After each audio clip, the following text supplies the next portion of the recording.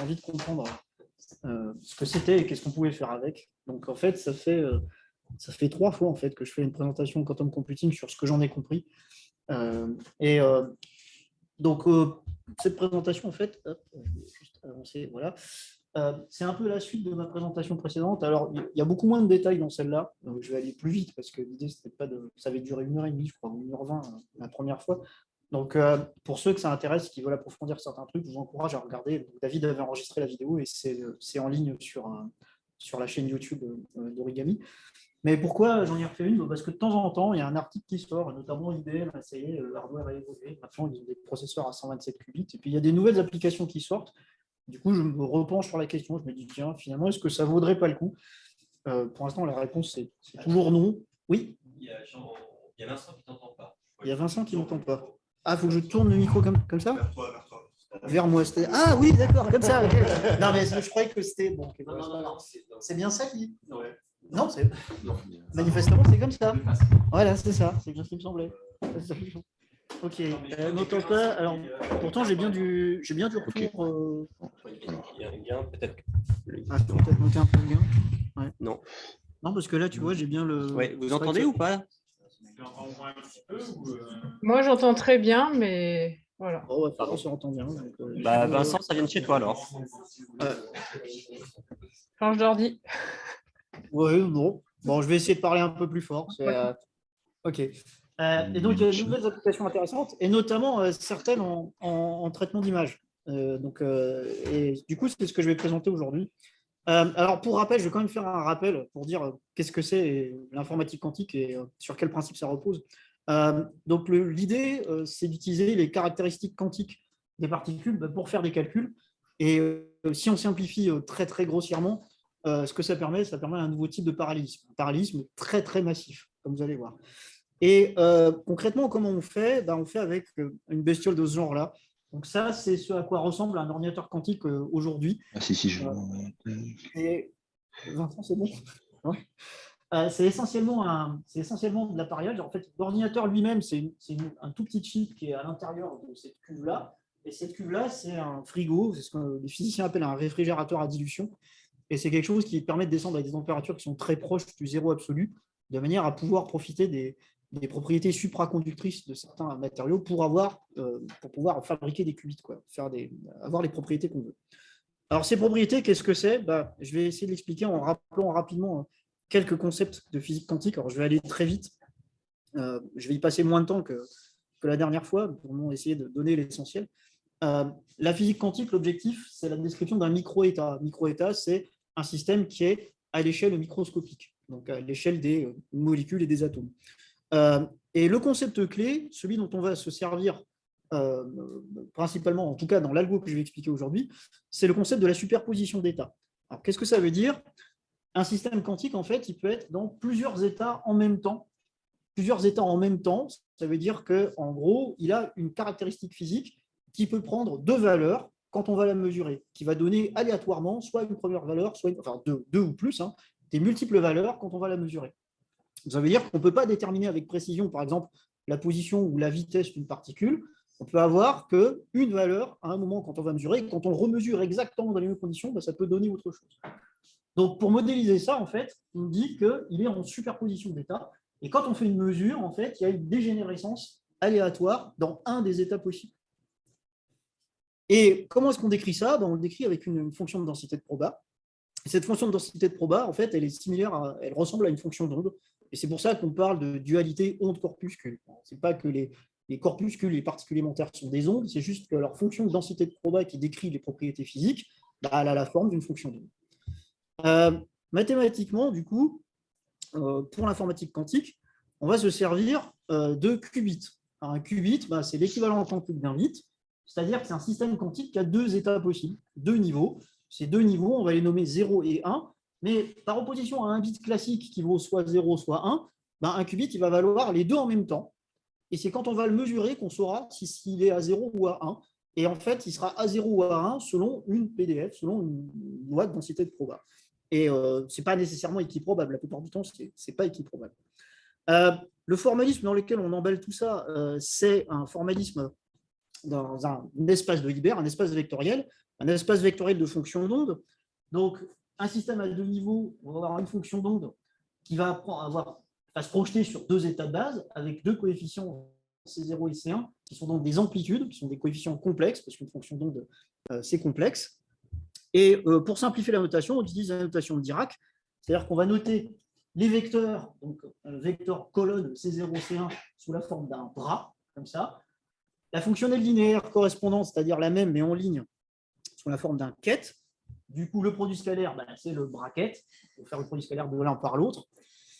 Et là-dessus, les 2 niveaux élémentaires du qubit, ils vont être nommés 0 ou 1. Alors, en fonction de la technologie qu'on utilise pour les modéliser, c'est des états qui peuvent être différents, mais les 2 états fondamentaux sont des états 0 et 1. Alors, qu'est-ce que ça veut dire 0, les états fondamentaux 0 et 1? Ça veut dire que quand on va mesurer un qubit qui va être dans l'état 0, il donnera tout le temps 0. Et quand on va mesurer un qubit qui sera dans l'état 1, il va donner tout le temps 1.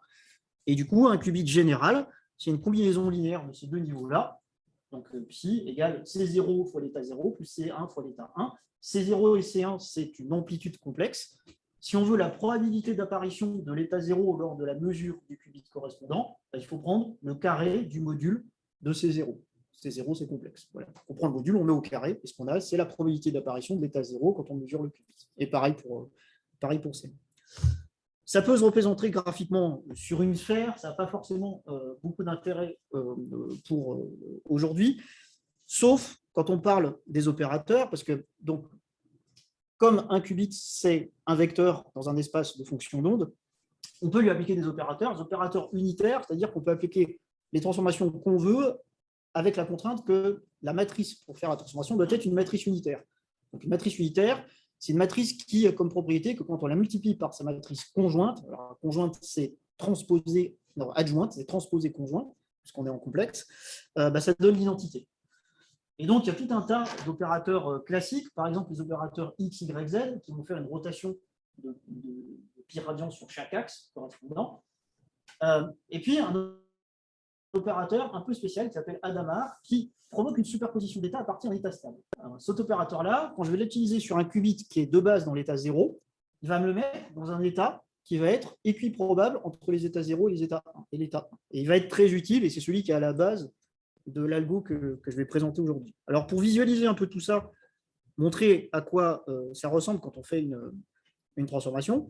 Donc, si je prends un qubit alpha 0 plus bêta 1, que j'applique l'opérateur X dessus, ça donne bêta 0 plus alpha 1. C'est une rotation, quoi. Le même, si j'applique la porte Z dessus, ça fait alpha 0 moins bêta 1. En fait, c'est le moins, quoi. Enfin, c'est adjoint.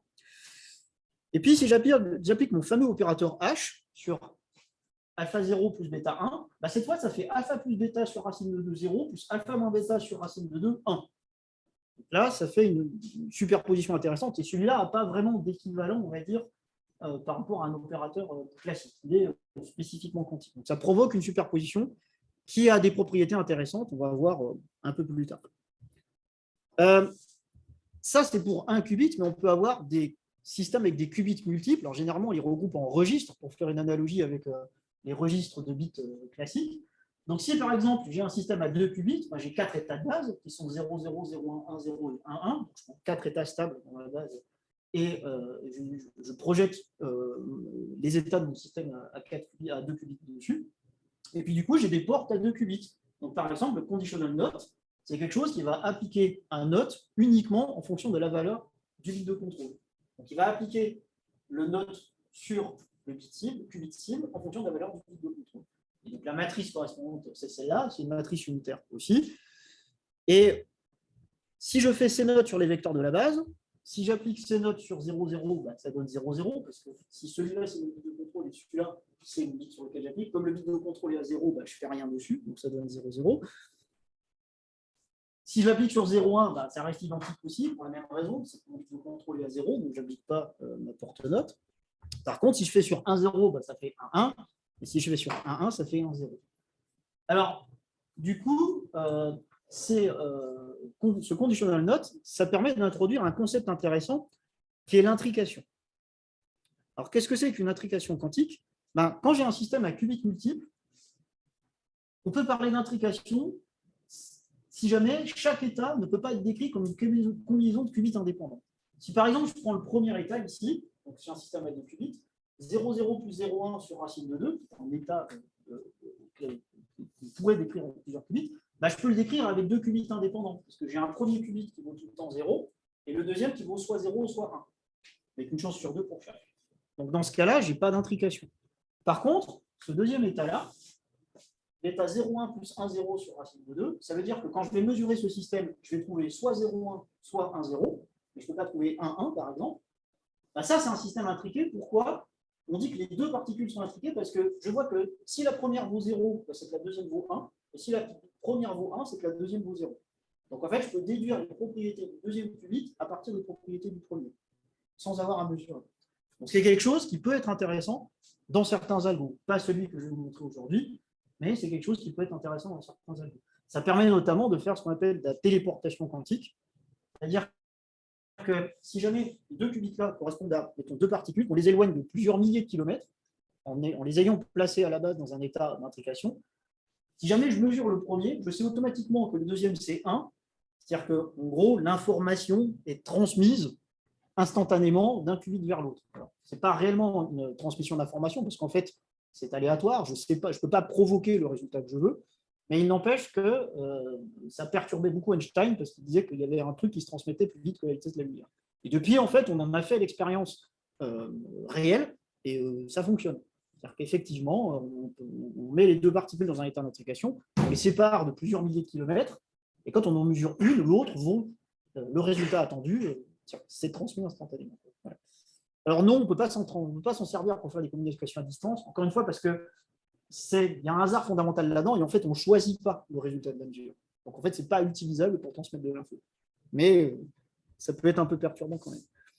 Alors, on peut provoquer ce truc-là avec un programme quantique. Alors, un programme quantique, c'est quoi? C'est un enchaînement de portes quantiques, donc les portes que j'ai présentées tout à l'heure, le X, Y, Z, H, etc.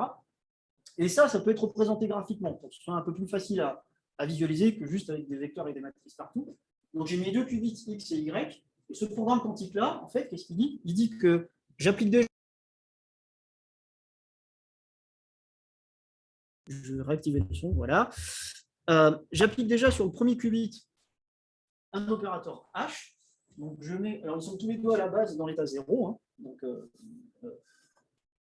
j'applique l'opérateur H sur le premier, et puis je fais un conditional note sur le résultat des deux. Alors, si on essaie de regarder ce que ça donne, si je mets 0, 0 en input, j'applique H sur le premier qubit. Donc, le premier qubit, il valait 0. Si j'applique mon opérateur H dessus, ça fait 0 plus 1 sur racine de 2. Le deuxième, il vaut toujours 0. Le point qui est là, c'est un produit tensoriel. Donc, en fait, si je considère les états possibles de mon système dans son ensemble, ben c'est 0, 0 plus 1, 0 sur racine de 2. C'est-à-dire que si je mesure ça, j'aurai soit 0, 0, soit 1, 0, avec une chance sur 2 pour avoir chaque état. D'accord? Et puis ensuite, si j'appelle conditional note sur le résultat, la conditional note sur le résultat de ça, ça fait 0, 0 plus 1, 1 sur racine de 2. Parce que si je le fais sur 0, 0, ça fait 0, 0. Si je le fais sur 1, 0, ça fait 1, 1. D'accord? Et donc là, j'ai un état qui est intriqué, puisque j'aurai, si le premier bit vaut 0, le deuxième vaudra 0. Si le premier qubit vaut 1, le deuxième vaudra 1 aussi.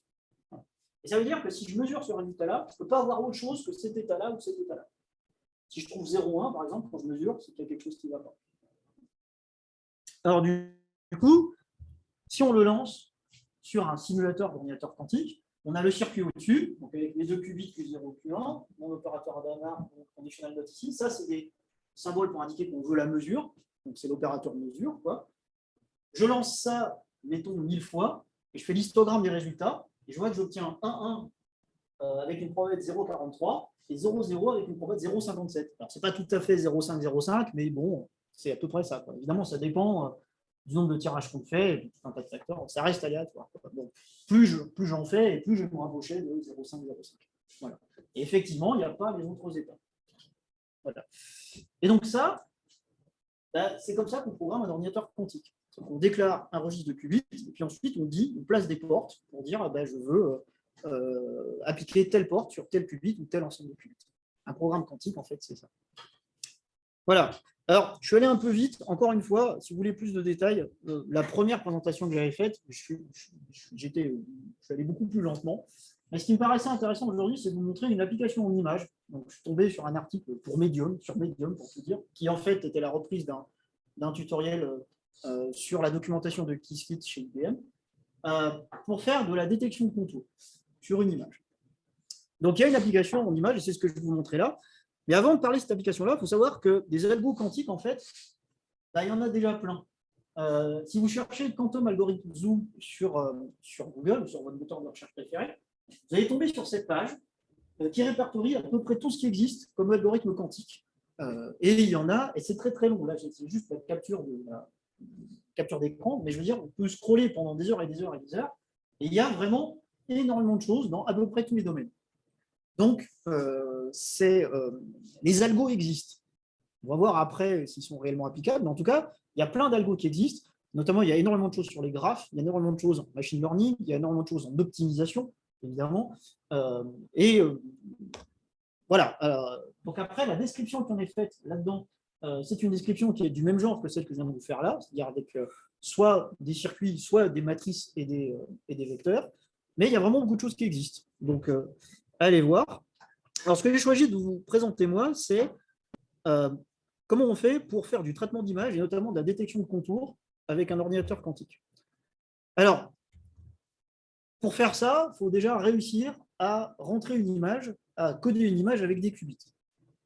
Comment on fait pour coder une image avec des qubits? Alors, il y a plein de moyens, mais l'idée, ce serait d'essayer d'exploiter la superposition pour faire en sorte de coder sur très peu de qubits beaucoup d'informations, en utilisant par exemple un codage probabiliste. Alors, qu'est-ce que c'est qu'un codage probabiliste? L'idée, comme je vous le dis ici, c'est représenter des données en utilisant la superposition quantique. Avec n qubits, je peux représenter 2 puissance n états. C'est-à-dire que avec n qubits, quand je vais mesurer les n qubits, il y a un des 2 puissance n états possibles qui va sortir, qui va être mesuré. Est-ce que je ne peux pas utiliser ça pour stocker une image? Si, je vais prendre un pixel égale un état de mon image, et puis la valeur associée, la valeur du pixel associé, ça sera la probabilité d'apparition correspondante, c'est-à-dire que ça sera l'amplitude de l'état correspondant. C'est-à-dire que je vais prendre mon système à n qubits et je vais m'arranger pour que la probabilité d'apparition de chaque état corresponde au niveau de gris du pixel que je veux encoder. Donc, comment on fait ça mathématiquement parlant? Par exemple, si j'ai une image 32 couleurs, 32 pixels en 256 niveaux de gris, j'ai 1024 pixels, donc je commence par normaliser la valeur des niveaux de gris. Donc, je divise le niveau de gris par la somme de la totalité des niveaux de gris de l'image, de manière à ce que la somme des trucs fasse 1, donc une densité de proba, quoi. Je vais utiliser un système à 10 qubits, puisque 2 puissance 10, ça fait 1024. D'accord? Et puis donc, à chaque état possible, j'associe un pixel, donc ma valeur normalisée sur un pixel. Donc, je vais m'arranger pour mettre mon système dans un état où la probabilité d'apparition de chaque état possible correspond au niveau de gris normalisé de mon image. Et du coup, je peux stocker une image qui fait 1024 pixels avec uniquement 10 qubits. C'est plutôt avantageux, mais très avantageux. Il me faut log de n, enfin si n c'est mon nombre de pixels, il me faut log en base 2 de n qubits pour stocker mon image. Donc chaque état possible du système se voit attribuer la probabilité du pixel correspondant, enfin l'amplitude du pixel correspondant. Alors, là où ça se complique un peu, c'est si jamais je veux retrouver l'image. Si je veux retrouver l'image, il faut que je mesure à répétition le système pour obtenir un histogramme d'apparition des états. Parce que si je mesure qu'une fois, je vais avoir un état avec une certaine densité de probabilité, et moi je les veux tous. Et je veux la probabilité de chaque état si je veux pouvoir refaire mon image derrière. Donc, ça veut dire que si je veux retrouver l'image, je vais mesurer à répétition mon système un certain nombre de fois, plutôt très grand, plus j'ai d'états, plus il en faut forcément, pour pouvoir retrouver l'image derrière. Donc l'idée, ça ne va pas tellement être de retrouver l'image, mais plutôt de voir qu'est-ce qu'on peut faire après avec l'image qui est encodée sous cette forme-là. Qu'est-ce qu'on peut lui appliquer comme traitement pour que ça fonctionne. Alors du coup, faire du traitement d'image avec ça, ça veut dire que je veux manipuler l'image sous forme probabiliste. Alors un exemple, par exemple, faire de la détection de contours. Est-ce qu'on ne pourrait pas calculer le gradient? Alors gradient, c'est un bien grand mot, hein, c'est la différence entre chaque pixel voisin, on va dire, avec des opérateurs quantiques. Est-ce qu'on peut? La réponse est oui, on peut, en utilisant le l'opérateur H dont je vous ai parlé tout à l'heure. Alors, rappelez-vous, mon opérateur Hadamard, mon opérateur H, si je l'applique sur un qubit, il vaut alpha 0 plus bêta 1, d'accord? J'obtiens alpha plus bêta sur racine de 2, 0, plus alpha moins bêta sur racine de 2. Et là, j'ai alpha moins bêta sur racine de 2. Donc, en fait, ici, je calcule une différence. Du coup, l'idée, c'est est-ce qu'on ne pourrait pas généraliser ce truc-là à n qubits de manière à pouvoir faire calculer des différences, quoi. Bah oui, c'est possible. Si j'applique l'opérateur Hadamard sur un système à n qubits, alors je vous passe la démonstration, vous pourrez faire le calcul, c'est pas très très dur. Si ça, c'est mon vecteur, donc n états, avec des amplitudes, donc des probabilités d'apparition de chaque état qui vont de C0 à Cn-1, si j'applique mon opérateur H dessus, ça fait 1 sur racine de 2, C0 plus C1, C0 moins C1, C2 plus C3, C2 moins C3, etc., ainsi de suite. Et là, j'ai mon C0 moins C1, C2 moins C3, et puis C2 et Cn-2 moins Cn-1. Alors, c'est bien, mais ce n'est pas encore tout à fait ça. Il y a quand même deux problèmes. Le problème, c'est que ça détecte que les contours horizontaux, déjà, parce que là, ça dépend dans l'ordre, dans la convention que j'ai prise pour classer mes pixels, mais on va dire que j'ai fait comme ça, d'accord? Donc, dans ce cas-là, ça fait que la différence des deux pixels qui sont côte à côte, mais horizontalement, pas verticalement. C'est pas un qubit, c'est pas un pixel. Non, un qubit, c'est pas un pixel. En fait, mon système de dit. Là, ça fait bien la différence entre deux. Non, ça ne fait pas la différence entre deux qubits. C'est la différence, c'est une différence de proba d'apparition d'un état du qubit. J'ai un système de 10 qubits, il a 1024 états possibles. Ces 1024 états possibles, c'est les 1024 pixels. D'accord? Et en fait, la proba d'apparition de chacun de ces 1024 états, c'est mon niveau de gris normalisé. Okay? Et quand j'applique mon opérateur dessus, ça va faire la différence des amplitudes. Donc, je vais revenir en arrière. Hop. Ça fait ça. C'est-à-dire que ça, c'est ma proba d'apparition de l'état 0. D'accord? Et quand j'applique mon opérateur dessus, en fait, du coup, le premier état correspondant, il va avoir une proba d'apparition C0 plus C1. Donc ça, je m'en fous parce que ça ne m'intéresse pas. Par contre, ça m'intéresse. C'est C0 moins C1 que je veux. Donc, ce qui m'intéresse, ça va être la probabilité d'apparition du deuxième état possible de mon système, quoi. Et puis pareil pour ici, pareil pour ici, pareil pour ici. Mais déjà, c'est que horizontalement, d'accord? Et ensuite, que horizontalement, c'est pas dur, il suffit de le faire deux fois et puis je transpose, quoi. Ça, c'est pas très compliqué. Par contre, il en manque, c'est-à-dire que j'ai pas C1 moins C2. J'ai C0 moins C1, C2 moins C3, C4 moins C5, et ainsi de suite. Donc il m'en manque en fait, il m'en manque la moitié. D'accord? Donc le problème, c'est que j'ai que les qubits pairs, ouais, que les états pairs. Alors la solution pour faire ça, bah, je peux rajouter un qubit auxiliaire. C'est-à-dire j'ai mes qubits qui servent à modéliser mon image, j'en rajoute un. Et ce qubit auxiliaire, en fait, que je rajoute, je le mets dans un état de superposition le plus probable. C'est-à-dire l'état 0 et 1 sur racine de 2. Donc une chance sur 2 d'avoir 0, une chance sur 2 d'avoir 1. Si je rajoute ça à mon système, pareil, le calcul n'est pas très compliqué à faire. On pourrait voir que si mon système de base, la probabilité d'apparition de chaque état, c'est C0, C1, C2, C-2, C-1, etc. Et que j'ai ça en plus, donc ça va faire C0, C0, C1, C1, C2, C2, etc. Donc je double mon nombre d'états. Comment ça s'explique? Alors c'est 1 sur racine de 2 fois ça. Bah, si le qubit auxiliaire il vaut 0, mon état c'est C0 sur C0,1, le 1 là c'est C0 fois 1, et ainsi de suite. C'est un produit tensoriel. En fait. D'accord? Donc j'ai dans mon système résultant 2 fois plus d'états possibles, c'est normal, j'ai rajouté un qubit. Et la probabilité d'apparition de chacun de ces états, c'est 1 sur racine de 12, c'est 0, 2 fois, 1 sur racine de 12, c'est 1, 2 fois, 1 sur racine de 12, c'est 2, 2 fois, et ainsi de suite. Et du coup, si je recommence mon truc précédent, bah, cette fois, je vais pouvoir faire des différences entre chaque niveau d'amplitude, et pas uniquement sur les niveaux pairs comme j'avais avant. Mais il y a quand même une toute petite nuance, c'est qu'il faudrait que je fasse un décalage d'amplitude. C'est-à-dire qu'il faudrait que je commence avec un seul C0, et que ce C0-là, je le mette à la fin. Pour ça, bah, il suffit de prendre un opérateur unitaire qui est une matrice identité, mais qui est juste décalé, donc la diagonale est décalée d'un cran. D'accord? Et si j'applique tout ça sur mon bazar, ça va faire C0, C1, C1, C2, C2, C3, C3, etc., Cn-1, C0. J'utilise mon opérateur Hadamard exactement comme tu l'avais utilisé avant, et ça va faire C0 plus C1, C0 moins C1, C1 plus C2, C1 moins C2, C2 plus C3, C2 moins C3, et ainsi de suite. Et du coup, il n'y a que les valeurs qui sont ici qui vont m'intéresser, c'est-à-dire uniquement les valeurs pour lesquelles le qubit auxiliaire vaut 1. D'accord? Voilà comment je calcule les différences pixel à pixel. Si je fais le circuit correspondant, donc là, ça va être 4 qubits. Donc j'ai les 4 qubits qui représentent mon image. Ça, c'est la matrice qui permet de faire le codage de l'image. Donc c'est le codage par bits. Ça, c'est mon qubit auxiliaire. Je vais le mettre dans un état de superposition, de manière à dupliquer toutes les coordonnées. Ensuite, j'ai ma matrice unitaire de décalage d'amplitude, celle qui met le C0 à la fin et qui fait remonter. Donc ça, c'est une matrice identité avec la diagonale qui est décalée d'un cran vers le haut.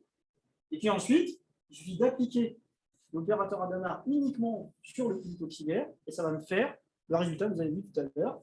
Et je vais prendre en compte que les valeurs pour lesquelles, les mesures pour lesquelles le qubit auxiliaire vaut 1 et ça va me donner les différences pixel à pixel. Voilà. Et donc, formellement parlant, le calcul de la différence, on va dire, donc le calcul des contours, entre guillemets, il est fait par cette opération-là uniquement. C'est-à-dire que c'est une opération sur un qubit qui calcule tous les gradients. Et donc, c'est indépendant de la taille de l'image. Et ça, c'est ce que on va dire les évangélistes du quantique mettent en avant. En théorie, détecter les contours, ça ne demande qu'une seule opération qui est indépendante de la taille de l'image. Voilà. Alors, en fait, c'est plutôt 2, parce qu'il faut le faire 2 fois. Je vous dis, c'est que les contours horizontaux, donc il faut le faire verticalement aussi. Et puis, donc, le gain, il est super exponentiel. Parce qu'au lieu d'être dépendant de la taille des n pixels de l'image, bah là, le coup, c'est, on va dire, 2. En pratique, c'est quand même pas tout à fait vrai. Ouais.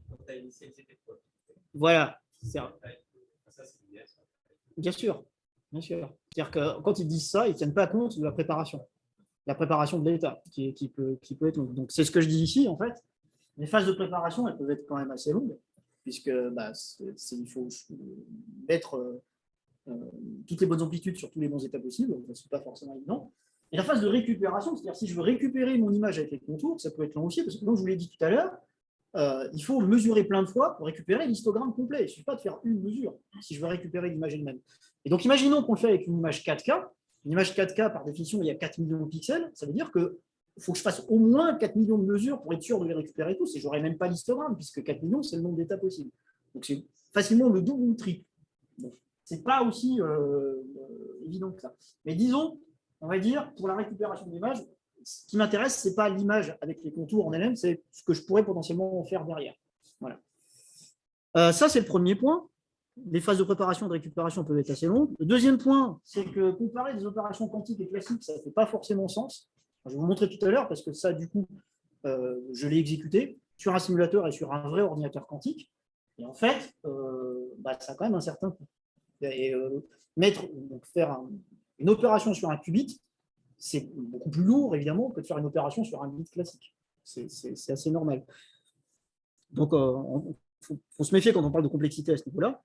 Et puis enfin, la matrice unitaire, celle que j'utilise pour faire ma permutation d'amplitude, elle peut être très très volumineuse parce qu'elle, par contre, sa taille, c'est 2 puissance n fois le nombre de qubits. Alors, ok, c'est que des 1, donc je ne suis probablement pas obligé de la stocker explicitement, mais si jamais je décide de le faire avec, par exemple, le nouveau processeur d'IBM qui fait 127 qubits, ça me fait une matrice identité qui fait 2 puissance 127 fois 2 puissance 127, quoi. Donc c'est quand même grand.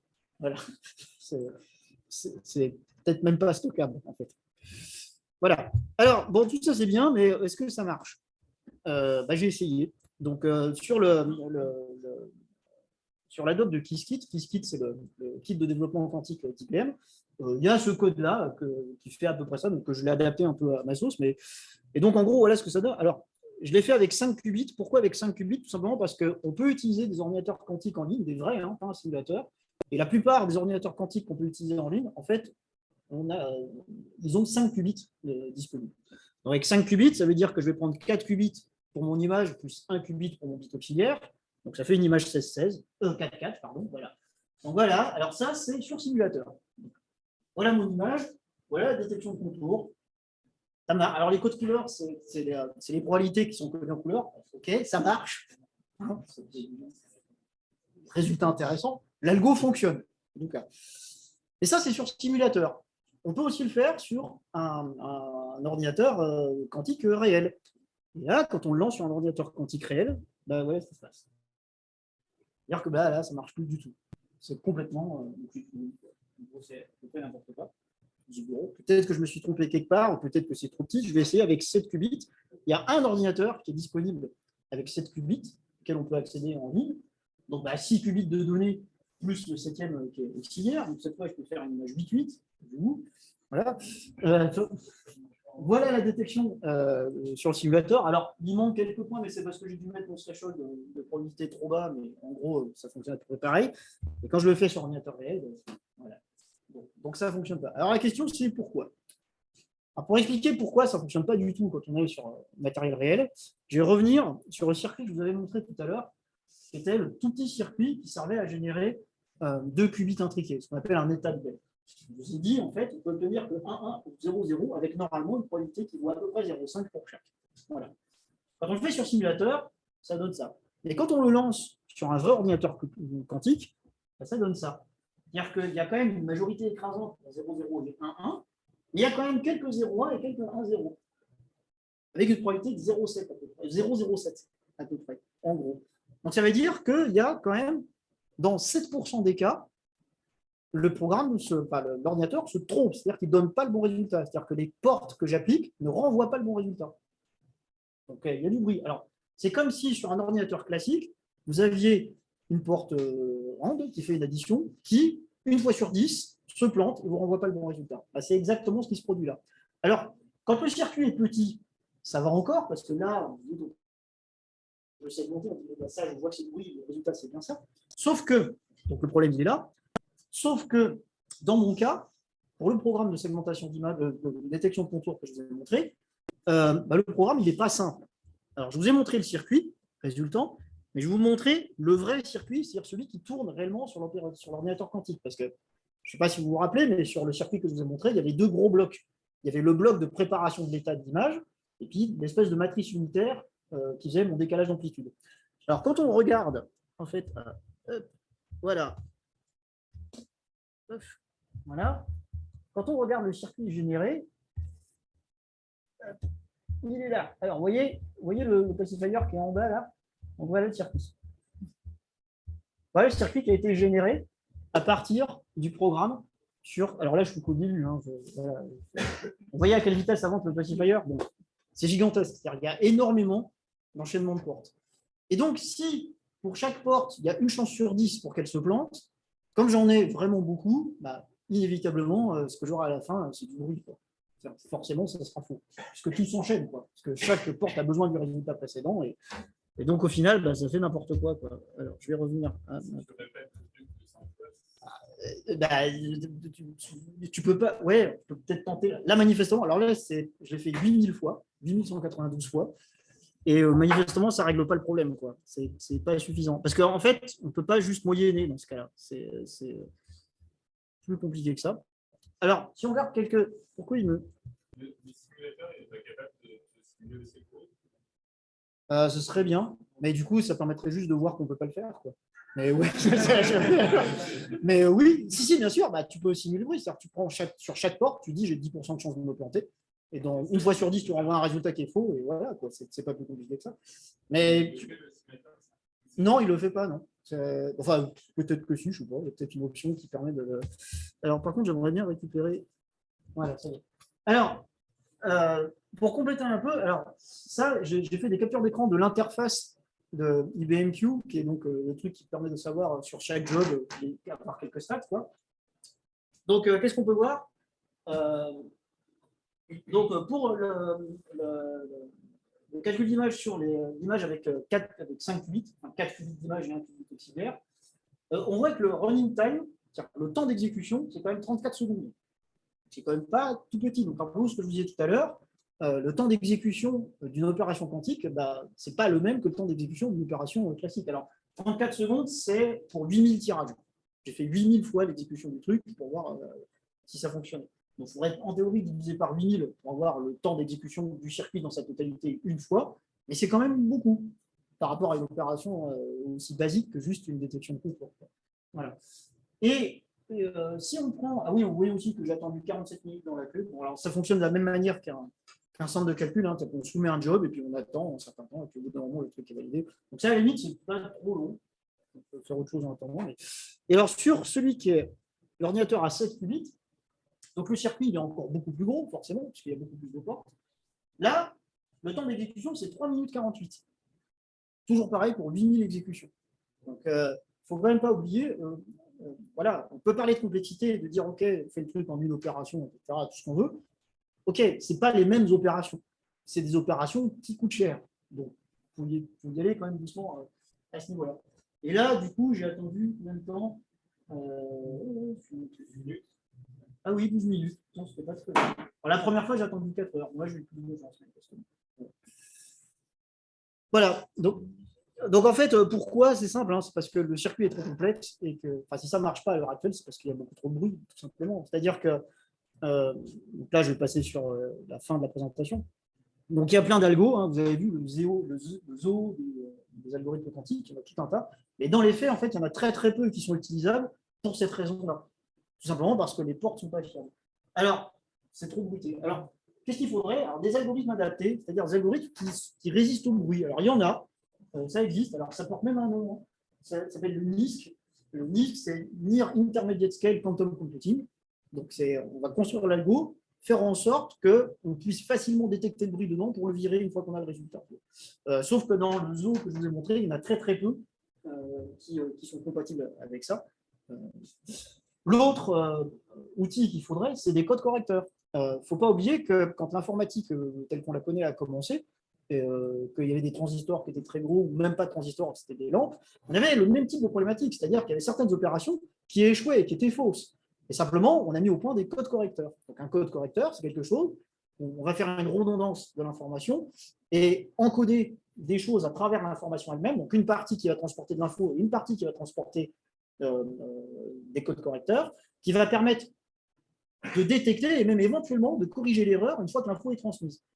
Il faudrait un équivalent quantique de ça. Ça existe. Il y a des choses qui ont été formulées. Alors, la difficulté d'un code correcteur quantique, c'est qu'on veut pouvoir corriger une donnée, mais qu'on ne peut pas la mesurer. Parce que si on veut, encore une fois, conserver l'état quantique et les propriétés quantiques du système pour pouvoir garder le parallélisme, on ne peut pas le mesurer pour voir s'il y a une erreur. Il faut faire autrement. Donc, des effets de bord divers, donc en prenant plusieurs et en regardant l'état global du truc, mais sans le mesurer pour voir si potentiellement il y a une erreur ou pas. Donc, il y a un truc qui s'appelle le code torique, où je ne suis pas rentré dans les détails, mais qui manifestement existe, qui est un code correcteur quantique. Problème, comme tous les codes correcteurs efficaces, il faut une redondance qui est énorme. Il faut dupliquer l'information. Il y a deux difficultés à ça. Un, on ne peut pas faire de duplication d'état quantique, c'est-à-dire qu'il n'y a pas d'opérateur qui permet de dire qubit 2 égale qubit 1. Ça ne marche pas, parce que il faut refaire la même séquence d'opérations. On ne peut pas le faire directement. On peut juste refaire la même séquence d'opérations. Et la deuxième, c'est que le plus gros processeur quantique à l'heure actuelle, il s'appelle Eagle chez IBM, il a 127 qubits, ce qui n'est pas beaucoup. Et donc, on ne peut pas faire de redondance parce que tout simplement, il n'y en a pas assez. Voilà.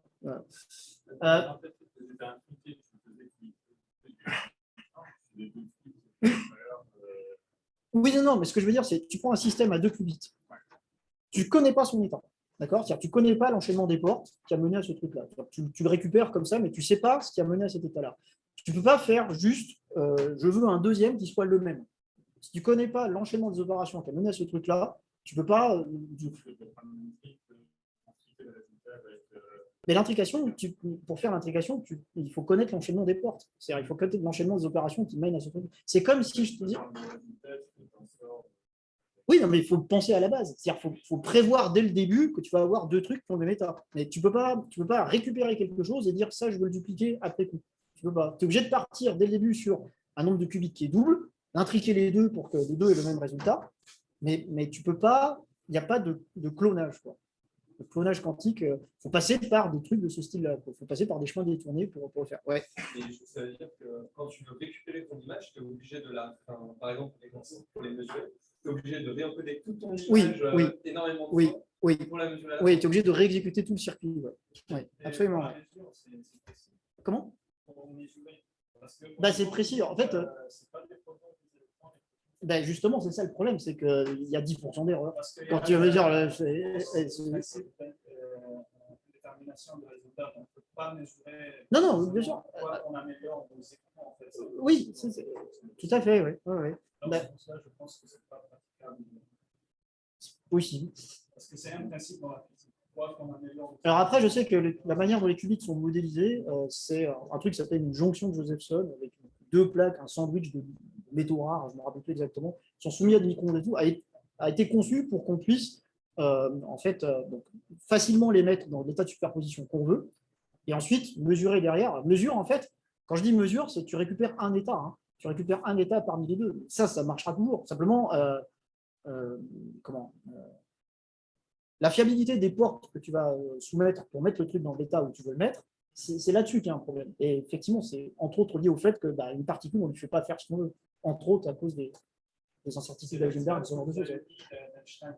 Oui, c'est ça. Oui, si on détecte le premier et le deuxième, on aura des erreurs. Si on détecte la deuxième partie. Ah oui, alors ça, c'est quand tu cherches à mesurer position, par exemple, deux propriétés en même temps, position et vitesse en même temps. Ouais, ça, il y aura forcément une erreur. Enfin, si tu as une grande précision sur l'un, tu auras une grande imprécision sur l'autre, etc. Et ça, ils arrivent à le contraindre pour mesurer une seule propriété physique et du coup avoir la propriété que tu veux pour modéliser le qubit de manière. La modélisation des qubits, ça marche pas trop mal. C'est plutôt que enchaîner, je sais pas moi, 1000 portes, ça se fait pas sans dégâts. Quoi. Voilà, c'est tout. En fait, c'est ça le problème. Oui, Vincent, oui. Voilà, par rapport à ta question tout à l'heure sur le fait de pouvoir identifier tu fixes l'autre. c'est pas une vraie copie, parce que ça peut rattacher sur tu mets sur un, et fixer une certaine valeur qui est plus dans son état. Tu ne peux pas avoir les deux. Et en mesurer un. Ah non, en ne bougeant pas l'autre. Ah non. Non, si tu mesures un, ça mesure l'autre aussi. Même si tu fais rien dessus. Ça perturbait beaucoup Einstein, il appelait ça en anglais, c'était spooky distance action. C'est-à-dire le fait que tu agisses sur un autre truc alors que tu n'as rien fait dessus à distance, juste en touchant quelque chose qui est à des milliers de kilomètres de distance. Et pour lui, c'était pas possible. Alors, on en a fait la preuve expérimentalement, en fait, ça marche. Ouais.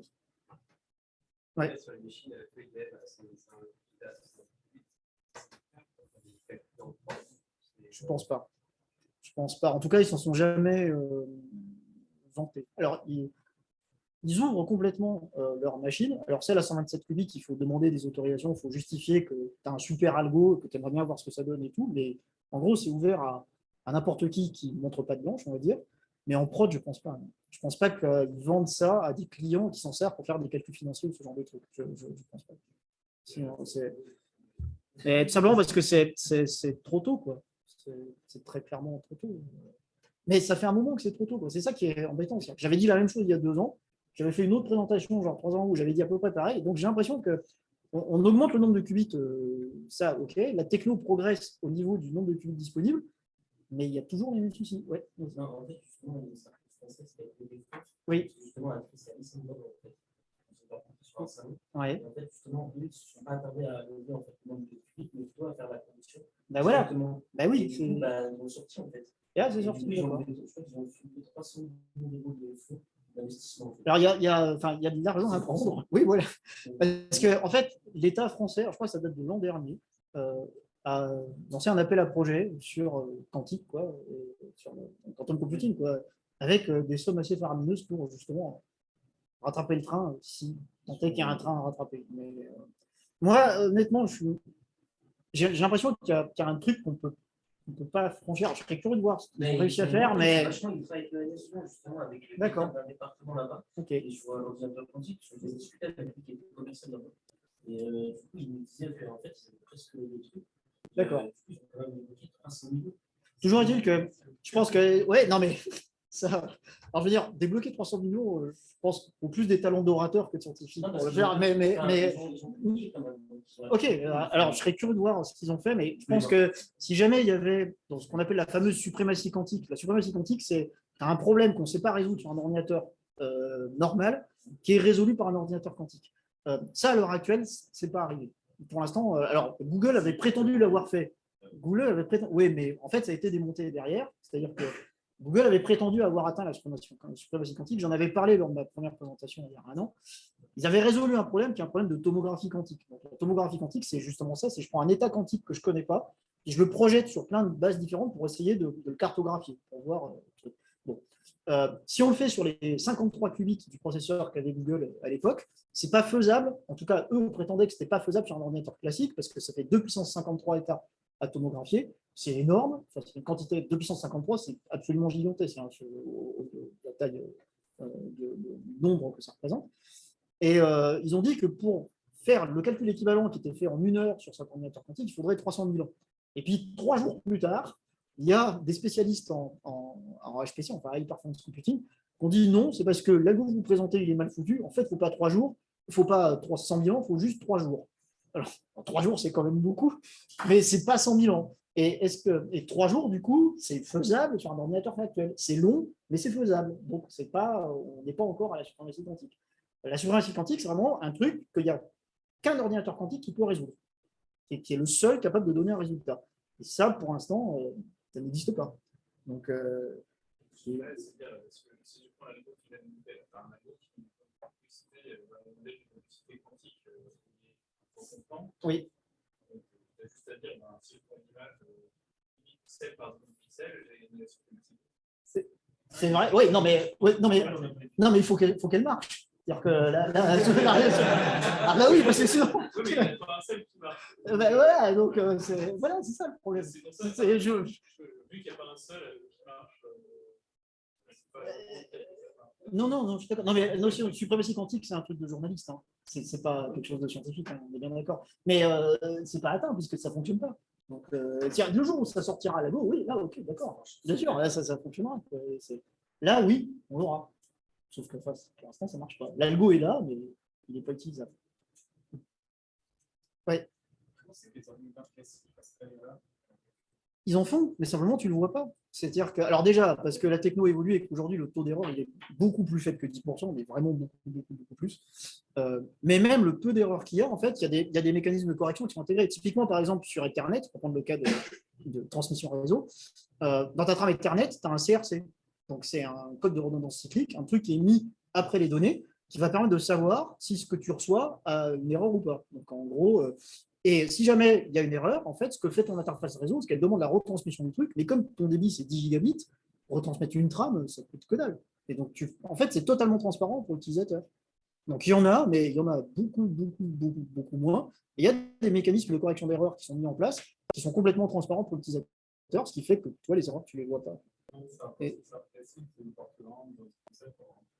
Oui, oui, alors sur les portes range, je ne sais pas, mais je sais qu'entre le processeur et la mémoire, tu as un mécanisme genre codage de Hamming. Donc, en gros, c'est des bits de parité qui sont intercalés à l'intérieur du mot qui est transmis entre la mémoire et le processeur, qui permettent de savoir si le truc a été transmis avec une erreur ou pas. Et s'il y a une erreur, si une erreur est détectée, le code il permet de la corriger sur place, même sans retransmission.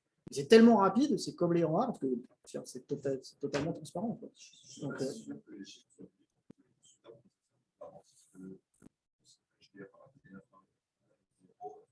oui, voilà, c'est pas 10%. Quoi.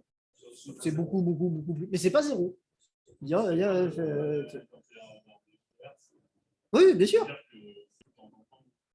Mais de temps en temps, ça arrive, mais tu ne le vois pas. Il y a un mécanisme de correction qui Sans parler des blagues. Oui. C'est possible de simuler des erreurs même des temps ou il n'y a que les codes correcteurs? Non, il n'y a que les codes correcteurs. Non, enfin, ouais, je pense qu'il y a une difficulté, c'est ce que tu disais tout à l'heure. Il y a un truc fondamental qui fait que tu ne peux pas faire qu'il n'y a pas d'erreur. Donc, il faut des codes correcteurs. Sauf que pour l'instant, on n'a pas les moyens de les implémenter. C'est pareil. Bien sûr. Oui. Et du coup, le type d'implémentation, c'est pourquoi ça pourrait marcher, mais j'ai l'impression dans ce que tu dis. Ouais, Sergio, c'est peut-être. Non, en fait, ce que je voulais dire, c'était faire voir le potentiel du truc. Tu dis, putain, filtrage d'une image avec une opération, quelle que soit la taille de l'image, extraordinaire, quoi. Mais c'est ce que les gens utilisent quand ils décrochent 300 millions d'euros, c'est ce qu'ils vendent. Hein. Ils vendent ça. Ils disent, le gain est super exponentiel par rapport aux algos classiques. Ça permet de faire des choses qu'on ne peut pas faire autrement. Donc, ouais, ce que j'entendais par ça pourrait marcher, c'est ça. C'est-à-dire, voilà, en ligne de mire, tu as un truc qui est quand même un espèce d'Eldorado magique, quoi, qui fait un peu rêver quand même. Sauf que pour l'instant, effectivement, alors moi, encore une fois, c'est pas mon domaine, je ne construis pas d'ordinateur quantique, la physique quantique encore moins. Mais effectivement, à part implémenter des codes correcteurs qui marchent bien, je ne vois pas ce qu'on peut faire d'autre et ça n'a pas l'air simple. Quoi. Voilà. Pour finir la question, parce que c'est pas le seul. C'est que si on prend une image HD, donc 1920-1080, donc là, à peu près 2 millions de pixels. Oui. Si ne serait-ce qu'on veut la mesurer, il faut faire. C'est ça, il faut faire. Oui. 20, 200, oui. 200 millions de fois. C'est exactement ça. Ouais. Et du coup, ça a l'air d'être une barrière qui est difficile. Oui, mais là, alors ça, on peut le contourner en disant ce qui t'intéresse, en fait, c'est pas l'image segmentée, c'est que tu vas faire autre chose derrière. C'est-à-dire que l'idée, c'est pas de s'arrêter à la détection des contours, mais faire autre chose, une autre suite d'opérations pour aboutir à un truc qui est une donnée chiffrée, par exemple, quelque chose qui a une dimension beaucoup plus raisonnable, voire qui peut s'interpréter en une seule mesure. Voilà. Mais très clairement, pour faire du traitement d'image et s'arrêter, ou juste stocker une image pour pouvoir la récupérer, il ne faut pas faire comme ça. Parce que, comme tu dis, si tu prends une image 4K, il y a 4 millions de pixels, il faut faire au moins 10 fois, donc 40 millions de mesures. Ça sert à rien. Même 10 fois, ce n'est pas suffisant. Non, statistiquement, ça ne suffit pas. Voilà.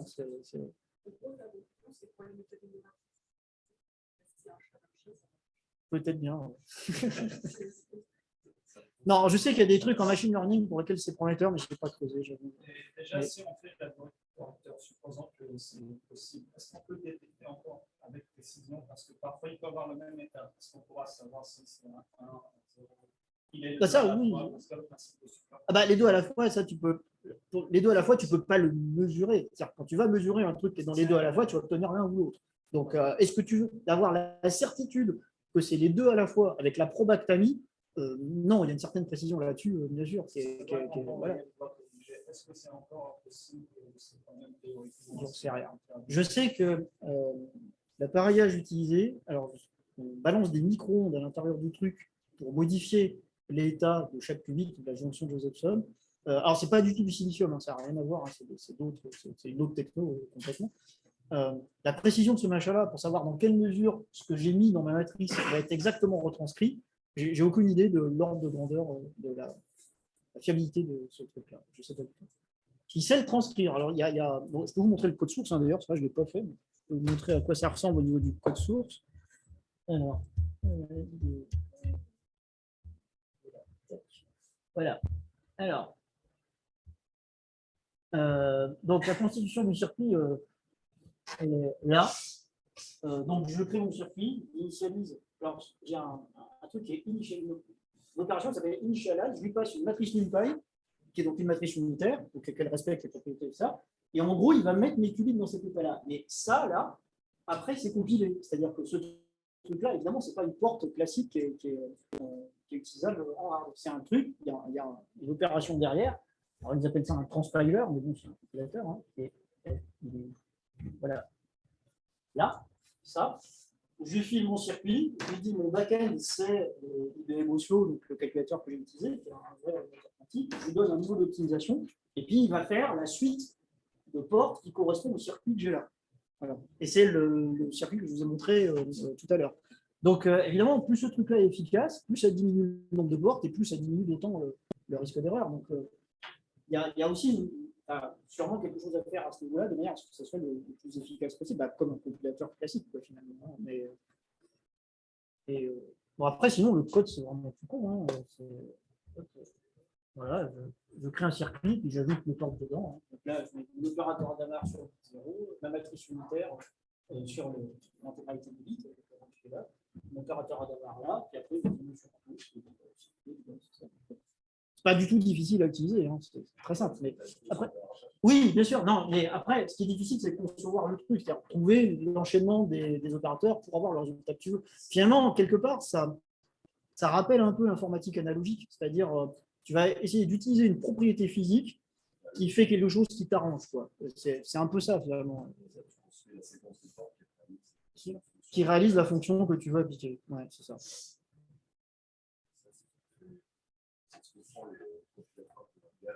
Oui, c'est ça. Absolument, ouais. Tout à fait. C'est ça. Voilà. Bon, j'ai fini.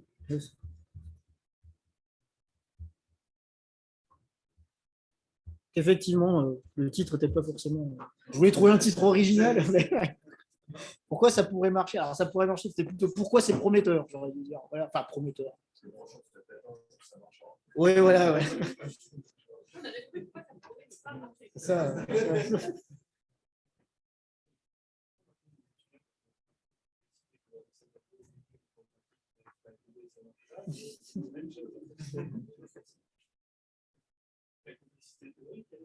Oui. Non, mais là, de parler de complexité dans ce domaine-là, c'est super touchy parce qu'en fait, c'est pas du tout les mêmes machines. C'est vraiment comparer des pommes et des bananes, quoi. Oui, en plus. Rien, les données, déjà, elles n'ont pas le même format, c'est des qubits. Donc, rien que ça, déjà, pas vraiment de sens de parler de complexité. Oui. Appliquer les opérations actuellement, c'est lent. Et il y a un espoir que ce soit plus rapide. Oh, ça, je pense que oui, par contre. Ouais, c'est parce que c'est encore en recherche. Oui, c'est parce que encore le truc est encore en recherche et ça, je pense que c'est améliorable. Ouais. Okay. Parce qu'en plus, il y a plein de technologies. Donc, IBM, typiquement, ils ont choisi une jonction de Josephson avec du nobnium, je ne sais pas quoi, un truc refroidi au zéro absolu, etc. Mais tu as d'autres moyens. Tu peux utiliser le spin d'un photon, par exemple, et il y a des trucs, on disait, à température ambiante, sans refroidir. Il y a d'autres technos. Pour lesquels, du coup, les vitesses d'application des opérateurs ne sont pas les mêmes non plus. Donc, là, aussi bien, tu vois, on s'est fixé assez vite sur le silicium pour faire des bits, quoi. Aussi bien, là, à mon avis, pour les qubits, il n'y a pas de truc, ouais, c'est encore à l'état de recherche. Comment on fait pour modéliser un qubit? Je ne pense pas que ce soit figé et gravé dans l'arbre, que maintenant c'est du niobium ou zéro absolu, quoi. Je ne suis pas sûr. Voilà. Ouais. Merci beaucoup. Ah, attends.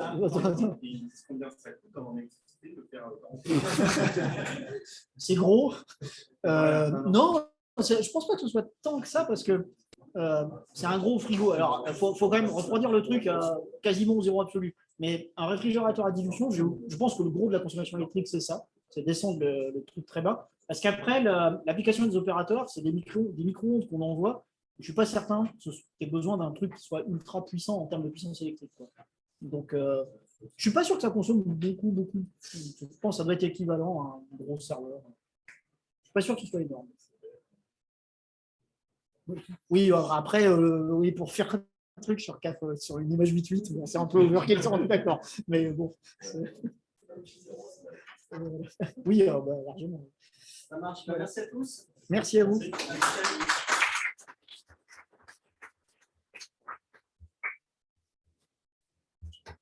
J'arrête le Zoom du coup.